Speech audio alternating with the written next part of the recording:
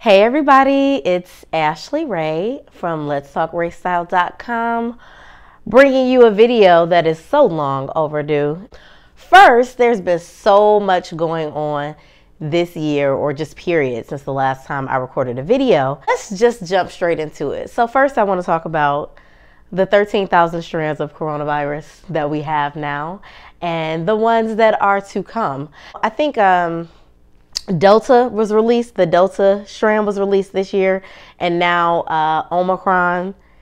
the Omicron strand has been released or discovered, whatever you want to call it, because we all know this is biological warfare, so whatever. So whether you want to say that it was released or if you want to say that it was, discovered, whatever. There has been huge talk about being vaccinated, not being vaccinated, and the push for media is to get everyone vaccinated, right? So we know how I feel, and most of the people who actually watch my videos feel about things pushed in the media.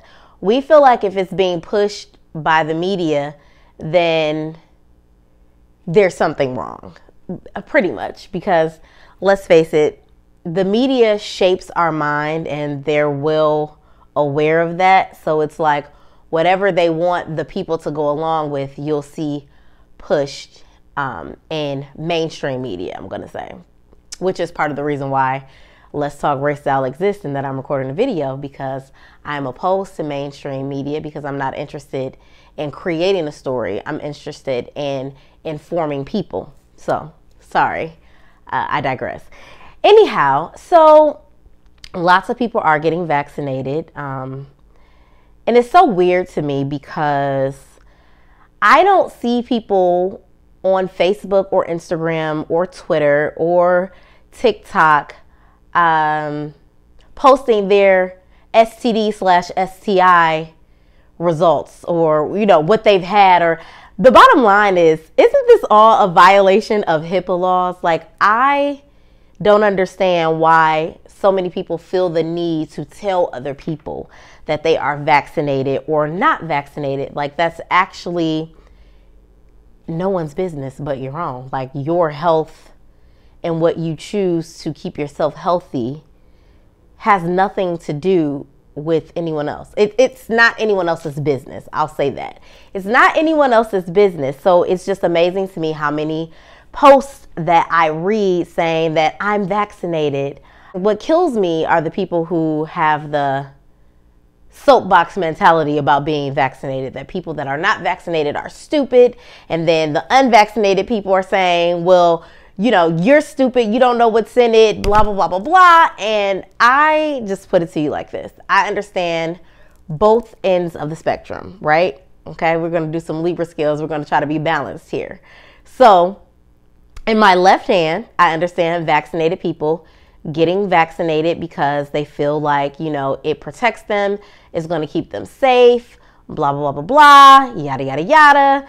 And then the unvaccinated people feel like there has not been enough testing to know what the side effects are of the virus and the actual vaccine. So I'm choosing not to get it. And a lot of unvaccinated people feel like, I don't know if you guys have ever read the book Shots in the Dark, but it's about vaccines in general and what they have done to children. Everyone's body does not react to things the same way, right? We know this. Just like I can't have penicillin because I'm allergic to penicillin.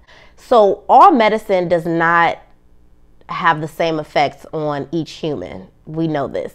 So that's the beef with the unvaccinated people. But my thing is, why are we beefing? Why are the vaccinated and unvaccinated people beefing? No one is stupid for the decision that they made, whether they got vaccinated or they're not vaccinated. Like, it is a personal choice, and personal means keep it to yourself, honestly. As I said,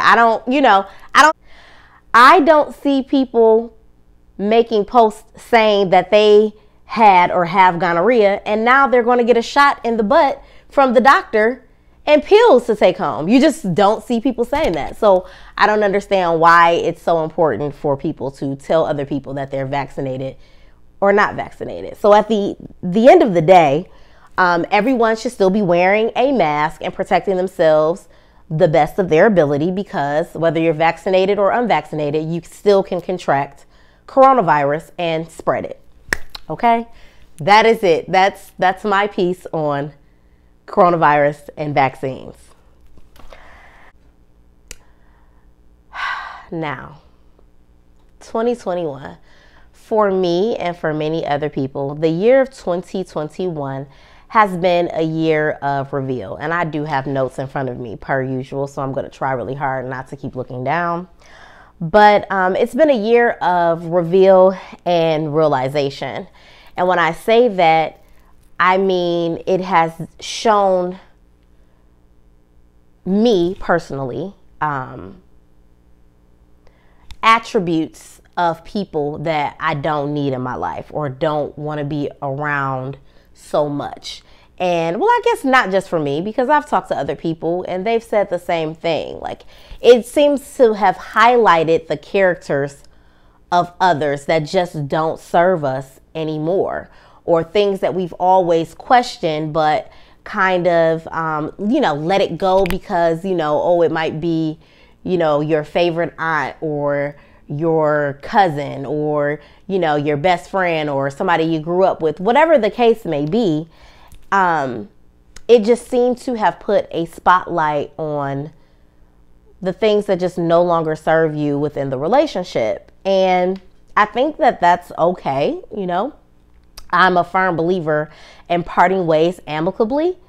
However, that's not how everyone does things. I made a post the other day saying, like, all you have to do is focus on yourself and mind your business, and the source, the creator, will reveal to you who should be in your life, because all of a sudden those people will start to create a negative scenario that involves you, but it only exists in their head. Like, you haven't done anything to them, they haven't done anything to you, but they have this animosity towards you.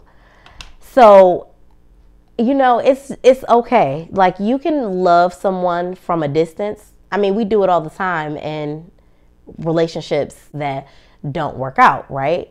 So you can love someone and not be with them because they're just not good for you, or they don't love you in the ways in which you need to be loved, nurtured, whatever the case may be. So it's okay to part ways amicably. If he or she has an issue with you, you leave that with them, because the choices that you make for yourself and for your peace of mind, okay, peace, P-E-A-C-E, peace of mind, matter. And it affects your growth and development from this point on. And it probably is painful, especially, if it's someone that you love, like I said, a family member, a friend, close associate. It does hurt for the relationships to change, but in the end, if it's best, for you, and that it's best for you, then you got to do it. You have to go along with it. Which brings me to two other points, and one that I almost forgot about. So with that being said, right, with reflecting on things that have been said and done to you by people, that you didn't understand, or at the time you just brushed off, and then, this year something else sparks it and you reflect on everything and it's just like, no, this isn't good. Always have someone in your life that can check you. And what I mean by that is, for example, with myself, I check myself often, right? Because, I'm a fire sign, I'm a woman, I'm sensitive, I'm an empath. So sometimes when things are said to me, I can blow up if I'm not careful, right? So I have to check myself, like, okay, that, I just blew up for no reason whatsoever. Or sometimes I can be the exact opposite, which is part of my zodiac sign being a Leo. I can be completely aloof and dismissive. So always have someone that you can have a conversation with about something that's happened and tell them and be completely honest with the person. So you need someone that you can be completely honest with so that you can tell them your side and the other person's side, so that you're telling the truth and that that person won't judge you for your wrongdoing, but they will tell you if you are right or wrong. So I love those people, you know, that I have in my life that are willing to tell me, like, Ashley, you know that that wasn't right. You know that it was uncalled. You need those people, but always have someone that can check you. And that's what I mean by check you. The other topic, communication, right? Communication is so big for me. It's one of my favorite things to do. I mean, I'm communicating right now. Communication was my major in undergrad. Like, communication is my shit, okay? If I had a niche in life, that would be it, communication. So a lot of people, and I learned this early in life, in corporate America, when I worked for corporate America, which was most of my 20s. People have real issues with direct communication. Not rude, not aggressive, but simply saying, no, I can't do this today. Maybe we can try for another day. It's like, oh, you know, like that was aggressive. Like saying the word no doesn't equate to aggressive. But the highlight is it's okay for someone to give you an answer or communicate with you about something that you don't like. That doesn't make them a poor communicator. It makes them direct. And direct communication is just so far and gone because so many people pussyfoot around what they're actually trying to say, or they talk around what they're trying to say in hopes that the person figures it out. That's how we get miscommunication instead of just being honest and forward. And don't get me wrong, people like to use the term blunt all the time. So my feelings are, and I'm a person that is a direct communicator and I'm honest within my communication. However, honesty without compassion is cruelty.